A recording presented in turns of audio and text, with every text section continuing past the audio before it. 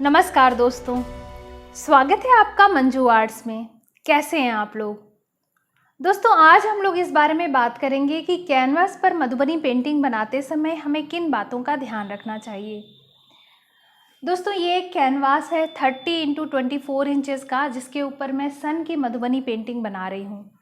तो आज मैं आपको बहुत इम्पॉर्टेंट 3 टिप्स दूंगी, जिनको अगर आप ध्यान में रखें तो आप कैनवास पर बहुत अच्छी तरह से मधुबनी पेंटिंग बना पाएंगे। तो चलिए जानते हैं। सबसे पहली टिप ये है कि कैनवास पर सब कुछ सबसे पहले पेंसिल से ड्रॉ कीजिए। हल्के हाथ से पेंसिल से सारी चीज़ें ड्रॉ कर लेनी चाहिए। और अगर आपको इरेज करना पड़े तो आप इरेज़र या गीले कपड़े का इस्तेमाल करके इरेज कर सकते हैं।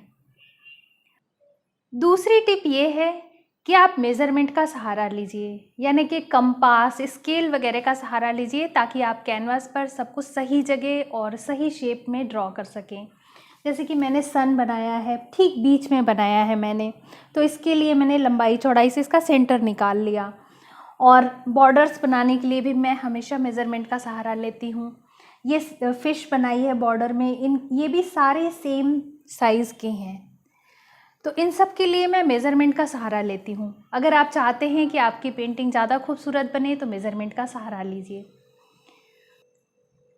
तीसरा और बहुत ज़रूरी टिप ये है कि सब कुछ ड्रॉ कर लेने के बाद आप उसकी वाटरप्रूफ आउटलाइन कर लीजिए, इससे पहले कि आप उसकी कलरिंग शुरू करें। क्योंकि हाथ लगकर पेंसिल से बनाई हुई चीज़ें या तो मिट जाती हैं या फैल जाती हैं, तो सबसे पहले उसकी आउटलाइनिंग कर लेनी चाहिए।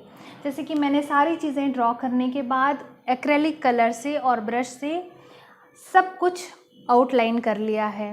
अभी भी इसमें बहुत सारी डिटेलिंग है जो मैं बाद में करूँगी, लेकिन बेसिक शेप की आउटलाइनिंग हो जाने से अब ये सिक्योर हो गया है, तो ये बहुत ज़रूरी है।